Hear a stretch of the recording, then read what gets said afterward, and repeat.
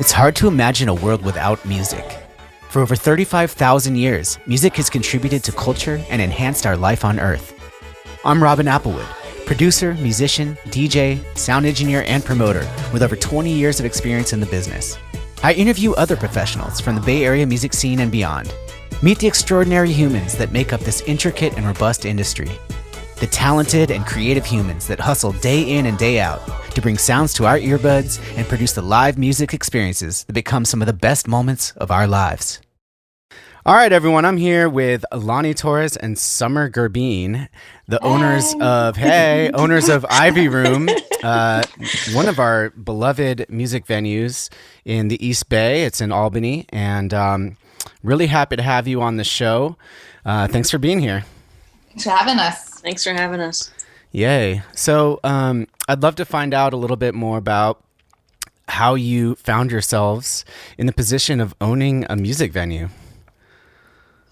Sure. Do you want to start, Lani, or you want me to go for it? Go for it, yeah. Okay.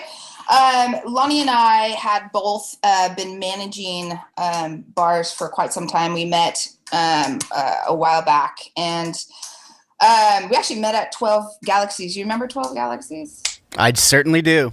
Yeah. Yep. Used to play there. Spot in the Mission. Yeah. So, both she and I, she was working at the Independent. I was managing a bar in North Beach for 14 years. And we both just had this dream of owning a bar. And we worked, numerous days and nights, creating this business plan.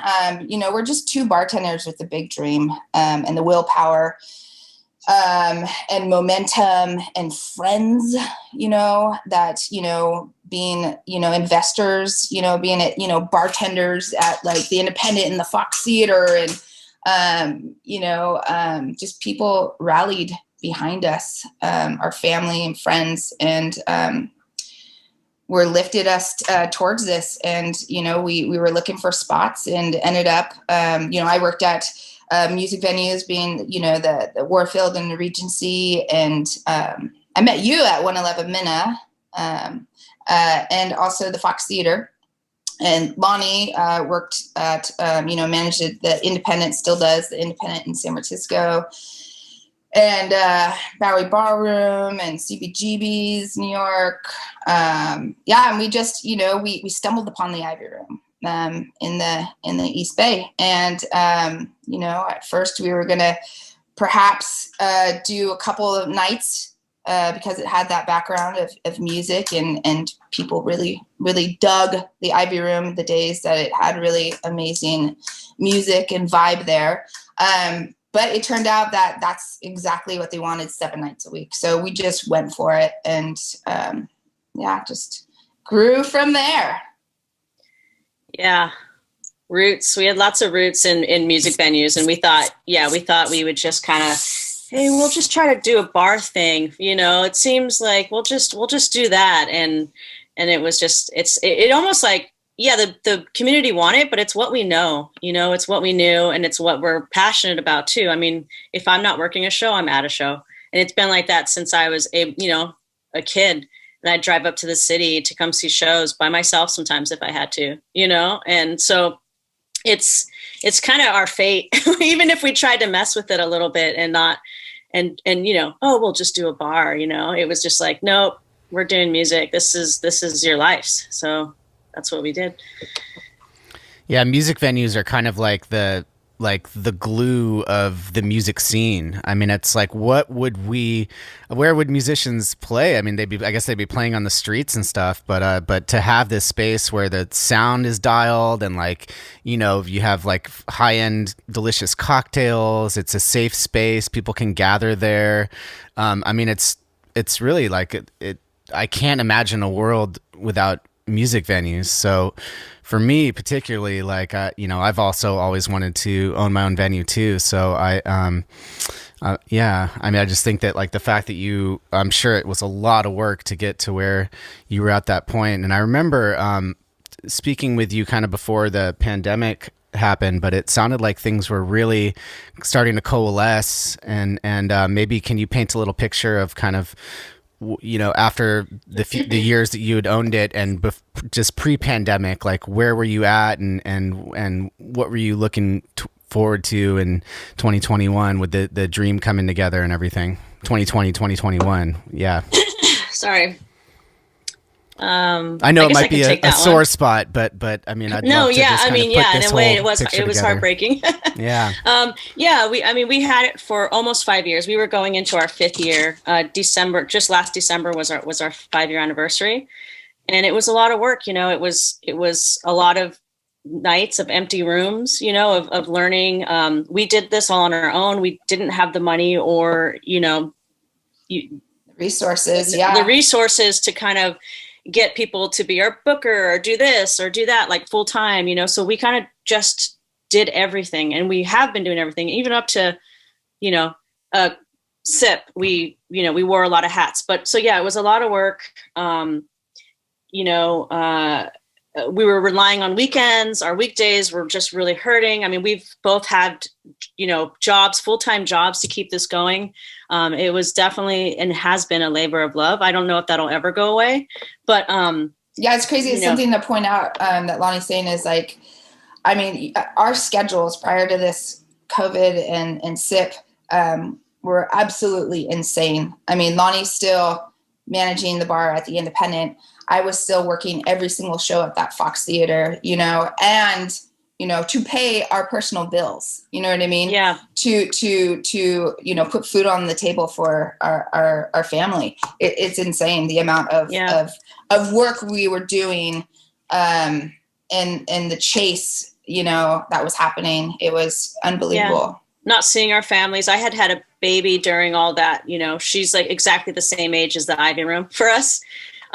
So that was, we did a lot of work. So seeing the calendar in 2020, it started, okay, we have shows. We have a sold out show every few weeks on a weeknight, oh my God, this is what we've been wanting. We have national acts coming through. We have relationships with agents, we're doing it. We have sold out shows with, John Doe, these are going to be great. Oh, this looks so great. It was the 50th anniversary of Pride. I mean, our June calendar was full and stacked with amazing shows last year, 8 months prior to June. And that was kind of what it looked like all the way through August. I can't imagine what else we could have, had present to us. But it was awesome. We were like, okay, we're doing it. Everyone said with the music venue, 5 years, especially if you're doing it, DIY style, we didn't have a team. We didn't have, we have our friends. We have a lot of support. I mean, we do have the community, our jobs. We can pull, a lot of knowledge from certain places, but it was definitely DIY. So, seeing after, March, we lost our first shows, March 1st, we lost 2 shows, a daytime and a matinee and a night show. And then, I mean, just like everyone else, just seeing all the hours of, staying up, 4-hour night sleeps for 5 years, just kind of unraveling day after day, and everyone's, canceling shows. And it was really sad to actually watch it go down. And I totally understand. And we are all for, being responsible for COVID, and never once have we ever felt, like, let us be open. And, so we totally got it, but yeah, it was heartbreaking, but we felt we were getting somewhere, and we felt like the community was welcoming us, and we felt like we had arrived in some way, We kind of found our stride, I think, is where we're at. We definitely felt the vibe in that room was what we were looking for, and everything that we dreamed about. And when we were writing this business plan, like, it was all coming true, so it was a beautiful thing. And I feel like, there's hope, still, because of what we've seen. And during COVID, the amount of unbelievable stories, told to us, on social media, and, like, the support and the love and the, people meeting their partners and, just so many great memories, were made in that room. And we feel really, really, really blessed to have heard all that and to get that support. And, we started a GoFundMe in the community, just, we're just like, we were so hesitant to do it at first. And like, our pride too, you know what I mean? Like, it was really hard to throw that one out there and to ask for help. And when we did, like, what a beautiful thing that we saw people coming through. Yeah. It was nice to have COVID and to be able to like stop and look at what we've done. That was something that we hadn't been able to see either. We were just keeping everything going and, wearing a lot of hats and back to 2020, it was like, we were like, this year, maybe we're going to be able to hire someone to do these, take off all these hats that we were doing. So that was exciting. But yeah, it was exciting to be able to see, going back to what Summer said, what it means for everyone else. And then, what it meant for us. And so that's a positive for COVID, to be able to take a breath and breather and yeah. Yeah. When I hear you say, wearing many hats, I think of Summer because she's always wearing so many hats, but I've never seen you wear a hat, Lani, I gotta say. I wear lots of beanies. Oh yeah, that's true. And sometimes I'll go through hats. I wore my Ivy Room hat for probably 3 months this summer, and then you go through phases. But yeah, Summer's been wearing a hat ever since I met her. Yeah. But a lot more since we've owned the Ivy, I'll tell you that. There you go. I think I have like 25 hats at the Ivy, and you have about 25 too, Lani.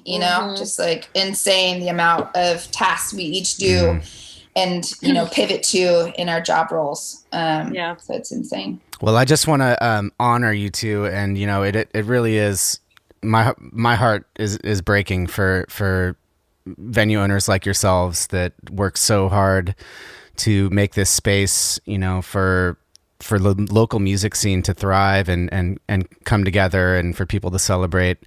And I know, as someone who's worked in kind of all sides of the music business, I know how hard it is to do what you're doing. Never done it on the scale that you are, but I just want to shower you with some, some love here, because I know that other people see it too, and like you said, I've heard those same stories, and I know that as someone who's got their finger on the pulse of at least the local music scene, that you had really brought yourselves to a point where you had such a wonderful rapport with local music, the local musicians. I mean, I think I never heard anyone say a bad thing, and that's for a local music venue. I mean, to like not hear anyone badmouth it, that's quite an achievement already in its own.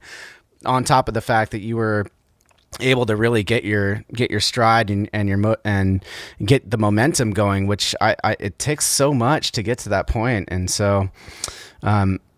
I hear you say like you're able to stop and look back, and that you're feeling the community support. And I think an important thing was like Lani is a musician and has been on that other side, right?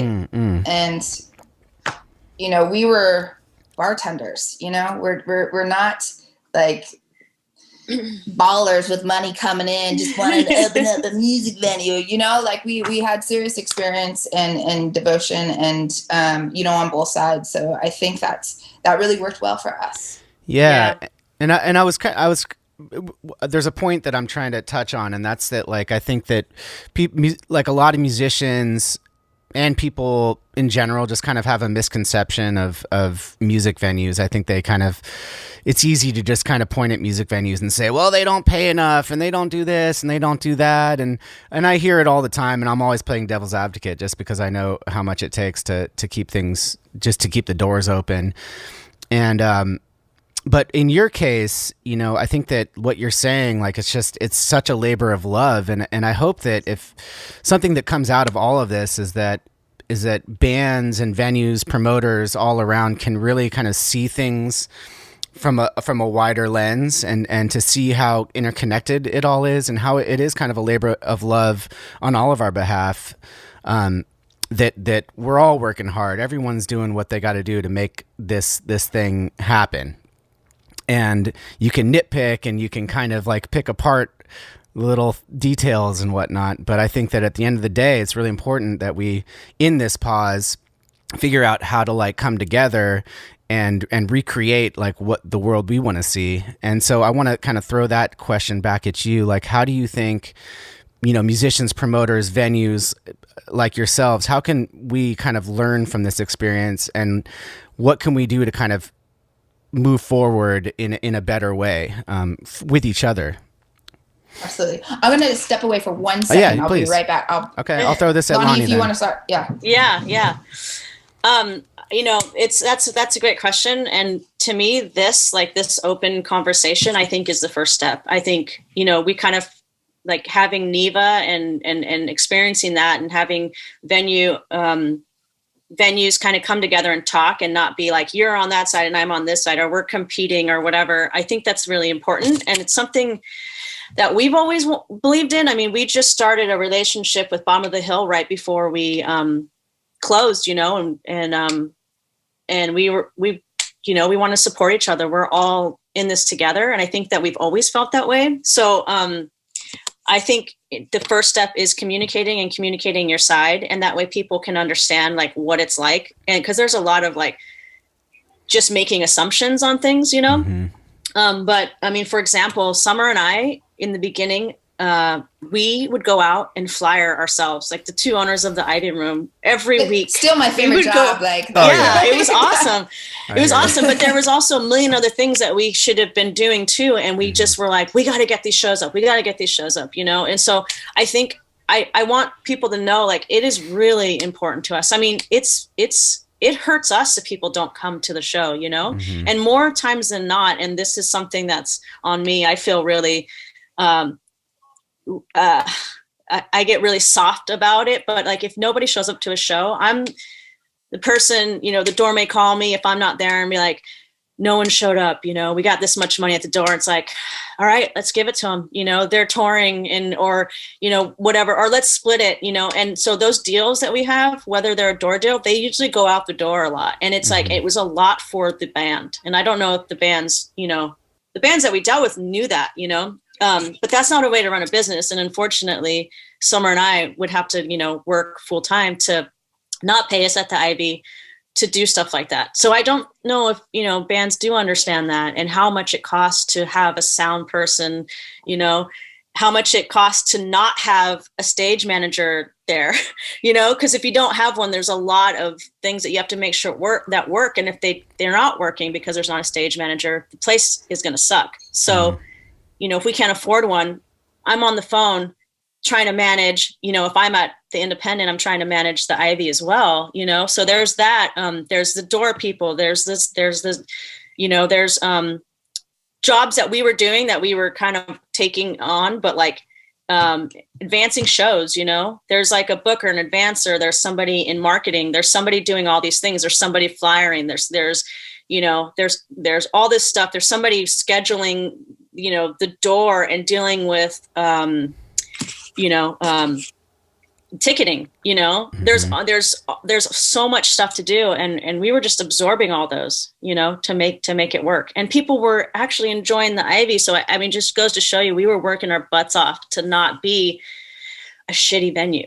You know what I mean? Mm-hmm. But in doing so, there's just a lot of money it takes to have all these job descriptions, And I also think it's important to throw in there that, we finally have grouped up with, we're members of NEVA, and we've gone to, smaller groups have gone off from NEVA, and now we're in East Bay Venue Coalition right now. And to talk to these other music venue owners, and we're all in the same boat, with this, and we all have been running on extremely small margins. It's unbelievable, that we keep doing this. And that's why you see so many just fall off. You know what I mean? Because you go into a club, right, to the Ivy, and how many sold out nights do we have? I mean, it's not too many, right? But you're going in, you're like, wow, they are killing it. It's packed in there, right? They're killing it. but you don't see that, you know, how many nights that we don't kill it. You don't see that we are not like, I managed a bar in North Beach for 14 years. We were super, like, we're steady, man. Open up from 12, you know, noon till 2 a.m, you know, with that constant flow going on. But the Ivy makes the money in 2 to 3 hours. You know what I mean? On these shows, people don't get that. Right. You know what I mean? Like, you might go in and you might see that it looks like we're killing it. Yeah. But it's not the case. It's a short window of time, that we get the opportunity to have people come to the bar. And when they leave at night, you're like, no, don't go. Like, you know, buy one more drink, please, because it's only been, you know, maybe 4 hours, you know. People don't come until they don't want to see the openers. They just come for the headliners. So you get this like rush of like, okay, here it comes. This is it. Everybody, you know, sell as much as you can, but be nice while you're doing it. I mean, it's crazy. And if I didn't know better, I'd walk in and be like, whoa, you know, like, this is insane. Yeah. You know? But if you walk in and there's 10 people, you don't realize like, oh my God, we're losing so much money right now, you know, and the bands might not care because they have jobs, other jobs maybe, you know, and some bands do. Some bands, you know, some people are like, we're so sorry, you know, and some people just, you know, there's venue owners and there's musicians that could probably be better is all I'm going to say, you know, that they don't realize, like, you can work at being a really good musician. I would love to, like, because I have been on both sides, and I would love to help young bands, you know, learn what they can do to propel themselves to the next level, what they need, like their checklist of things to help them, you know. And I was the worst. I mean, I remember, you know, being drunk at shows at bottom of the hill and, you know, making the sound guy wait, and, you know, just stupid, you know, ego stuff when you're a kid, especially, you know. Yep. You know, or when you're a lot older and you come in and you think you're a rock star, you know, and you're like, I want this, that, and that, and, you know, and I mean, it you know, and I love musicians, so I'll stop there. But, you know, we could all use help. Yeah. We're getting help, you know, help by being on NEVA, and we are always seeking to be better, do better. I think the biggest thing that we've wanted to do, and, I mean, maybe this is a different subject, but I mean, we've worked really hard to try to keep the Ivy open and be, you know, an all-inclusive venue. And, you know, that was something we had to strive for. We couldn't just open doors and go, well, we got it. You know, I mean, we worked really hard to be a multi-genre, multi, you know, community of a place. You know, a lot of places are metal places, or blues spots, or whatever you may be, you know, so especially at that size, right? I mean, something like the Independent is a black box. I mean, you can have something every night and it doesn't matter, but a smaller venue, it's hard not to show, you know, one color, one, you know, so that and was so much more like important is like, maybe not so much more important, but it's a safe space for a lot of the LGBTQ community, you know, it's a safe environment, you know, which is really, really, really important to us, and it had been initially. So and we wanted to make jazz feel great in there as well as punk rockers, you know. It's like we want to see punk rockers go in there and like whatever, you know, I feel great, and then it's like the next night you have a jazz show and it's like a different crowd, and for them to feel comfortable is like, for me, is the biggest accomplishment. I love seeing, you know, a Charlie Hunter show, Scott Amendola, something going on where it's like packed and it's this whole different crowd. And then, you know, the next night it's this, you know, amazing, you know, rock and roll show or whatever. So I have the exact same dream and vision as what you're talking about. I think that what it comes down to is like having a place for music and music lovers where, maybe on a given night, someone can just come down with an open mind and see something that's going to blow them away. That's maybe a different style than what they saw a few nights before. But that's really what it does take to kind of build a music scene, right? Is that you're diversifying what you're doing and I think that's a beautiful dream, a beautiful vision. I mean, it's like people like to kind of stick in their little silos, and that's one thing that I noticed when I was promoting we did the Bay Vibes Music Festival where I had 30 bands in one day, and it was just like I would clump the Brazilian bands and the reggae bands and the hip hop and the rock, and all their fans or all their like scene would come out to see them and then just kind of like leave, and I'm like, no, stay for the hip hop or stay for the rock. And I have that same kind of like desire to kind of bring people together and mix things up and kind of and I think that a lot of people also in the Bay Area especially also appreciate that, and it seemed like that's kind of what you were actually building, and so kudos, because that's not an easy thing to do. I want to talk about kind of how to kind of bring all this together, and one of the things you're talking about, Neva, I'd love for you to talk a little bit more about that, and also kind of what role is the city, state government playing in this? Have they been an ally to you, or has it been more of an obstacle to your success? What are some of the sources outside of just us? It looks like I'm running out of time on my Zoom. Okay. Darn, I need to upgrade my membership. What are some of the outside sources that can help kind of bring all this together? Because musicians are obviously working hard and struggling. Venues are working hard and struggling. How do we make this work? And what are Neva, and what are some of the things that are exist right now that are helping us to kind of or lift this up? Okay. That's a lot of questions. That's a lot. So Neva, I guess you could start there, has been unbelievably helpful through this. I mean, Lani and I, Neva was recommended to us super early, and we were one of the, I mean, I think not first, but we were up there, right when it started, became members, and started doing the weekly town halls that they had. Neva, I think, has like 3,000 members now, over 3,000 members. And we were every week, she and I were on that, listening and learning. There's only maybe 300 other folks on this Zoom.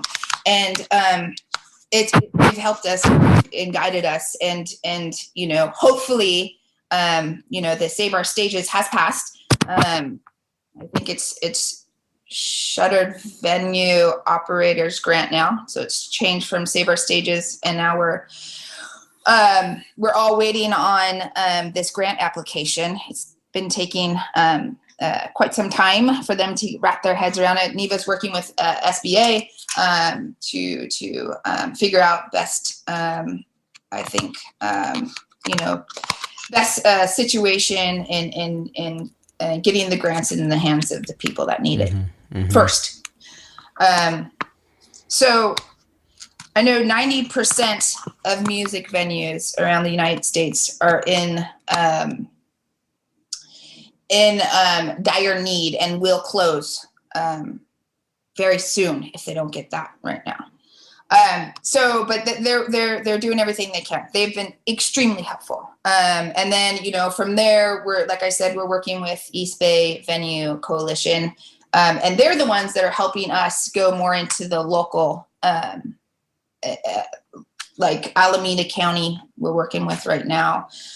I know last night they were on a Zoom with the California Arts Commission.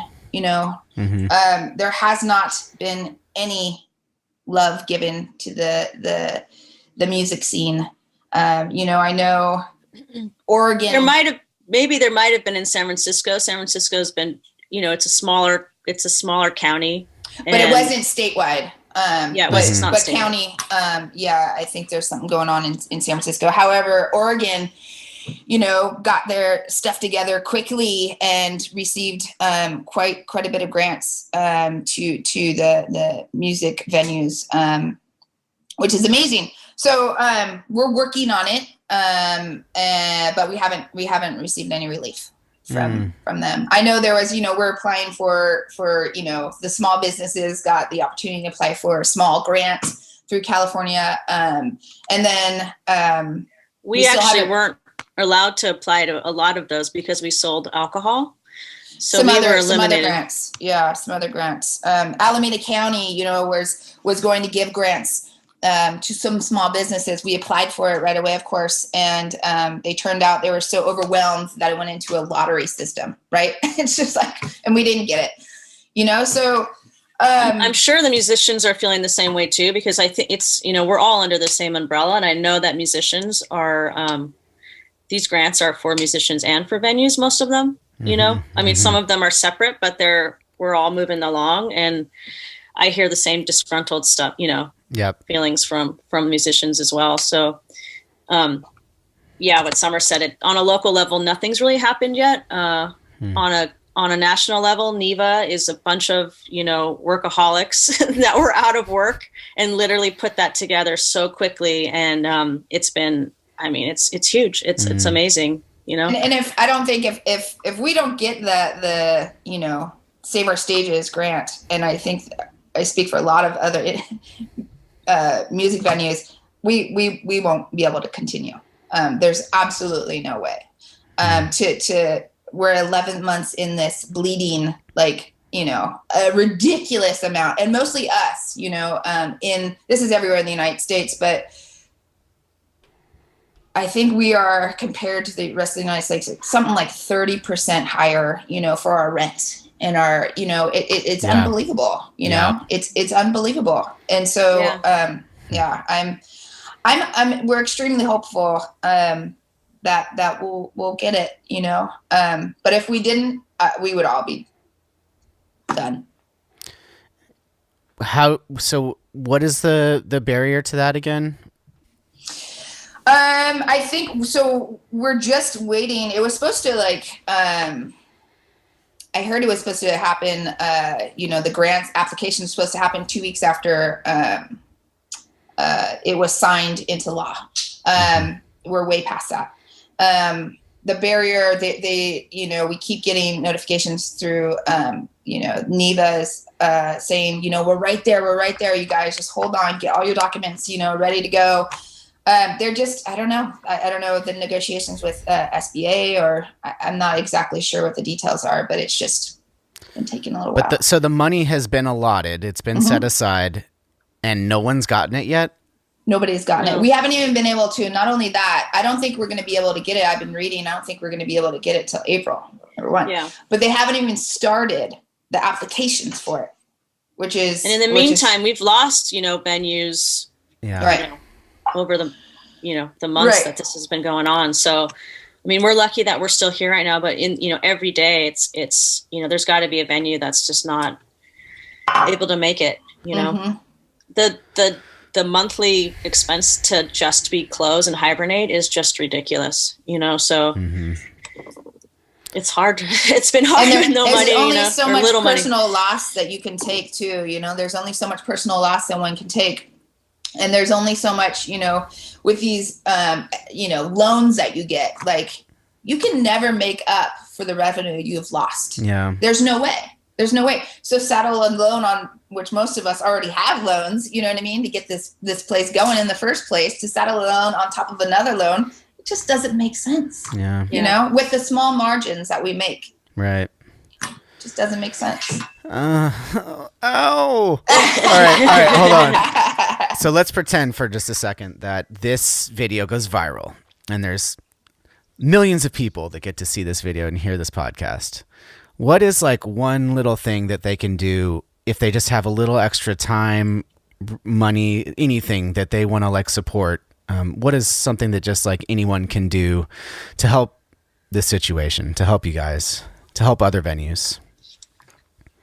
I mean, there's two things. One of them doesn't cost money, and it's if you get an email or, you know, some kind of a notification saying, like, sign your name here, I think that's super helpful. And right now that helped on a federal level, but on a local level, I think signing your name to these petitions, so, you know, musicians and venues can get funded. That's a huge thing. And I know it seems like, oh, I'm just going to throw this away, I'm going to delete this, you know, that has helped have, you know, cause noise right where it needs to be.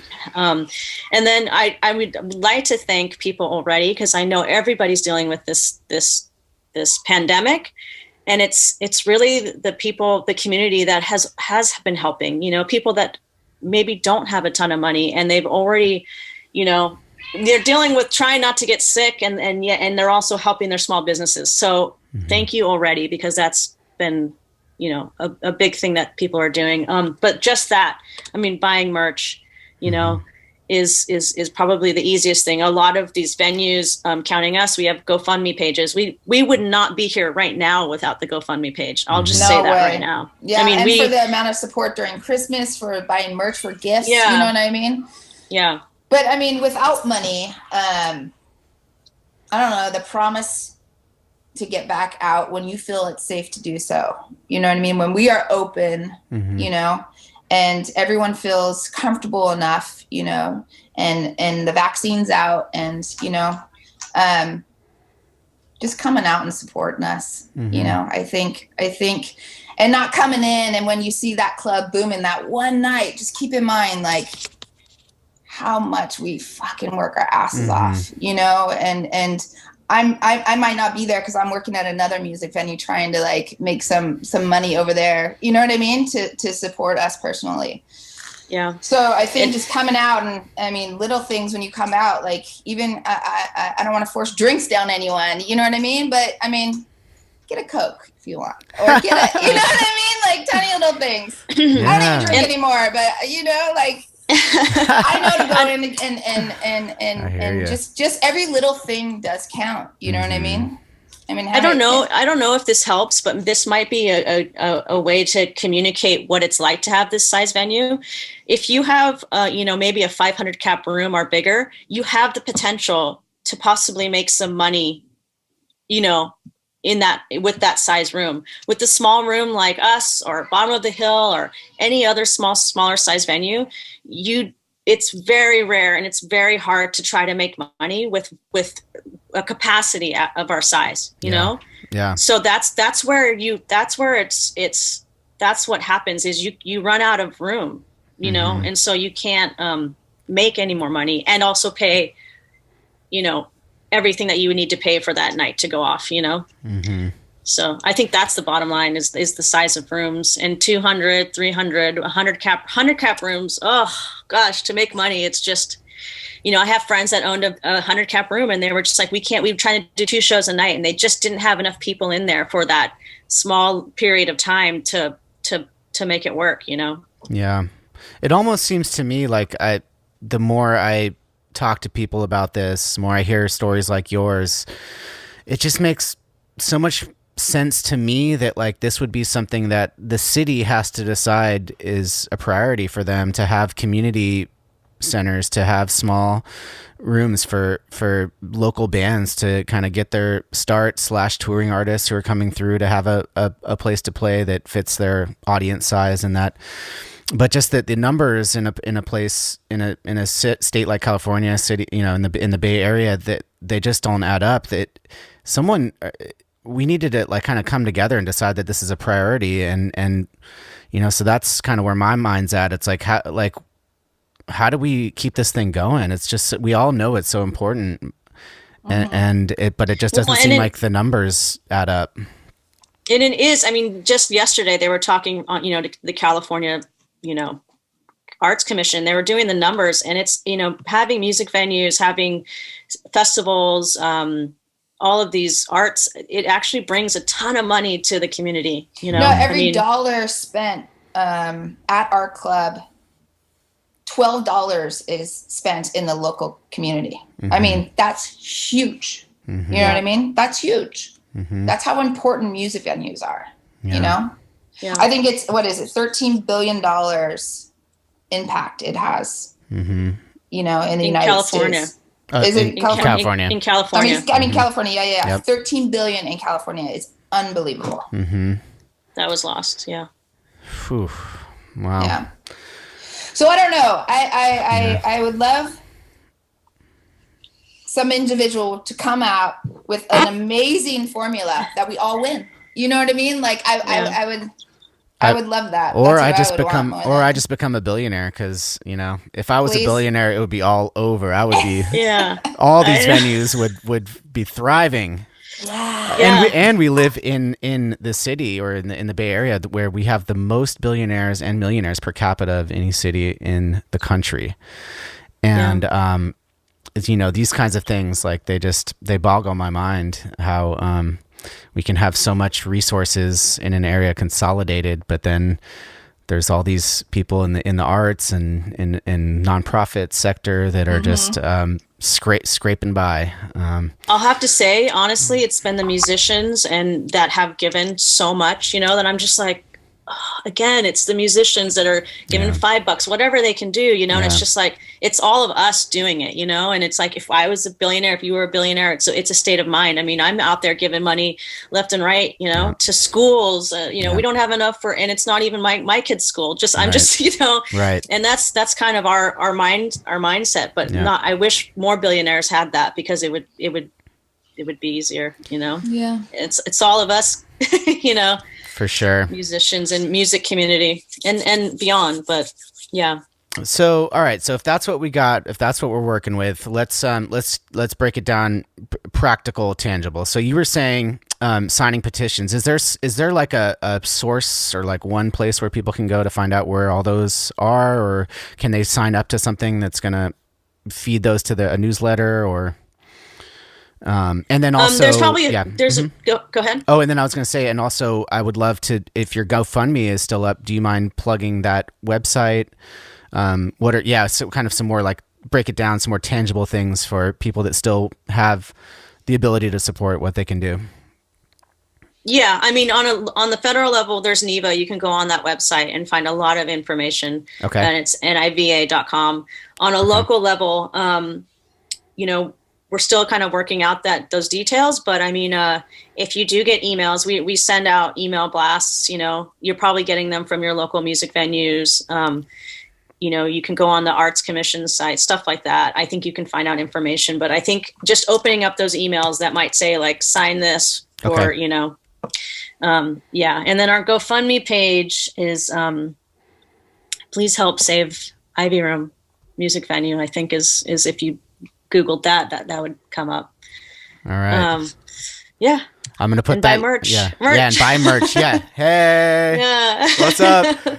Okay. Yeah. So I think that's a good place to wrap it up, but I want to finish it off with a story of my own. And that's that, like, I am sporting your gear everywhere I go, and constantly running into people who are like, Ivy Room. And like, I was just the other day, I was hiking out in Redwood Regional, and this guy was wearing a hoodie and a hat. And I was like, yeah, buddy. We just had a little like dance party and like on the trail, That is so awesome. I'm telling you, you ladies have done a beautiful thing. And I know that we have your back, and everyone loves you and supports you. I'm so glad we could share your story so that they could kind of understand a little bit more what it takes to make it all go down. And you all have done a beautiful thing too, in keeping us here. We wouldn't be here if it wasn't for you guys through this at all, hands down. Yeah.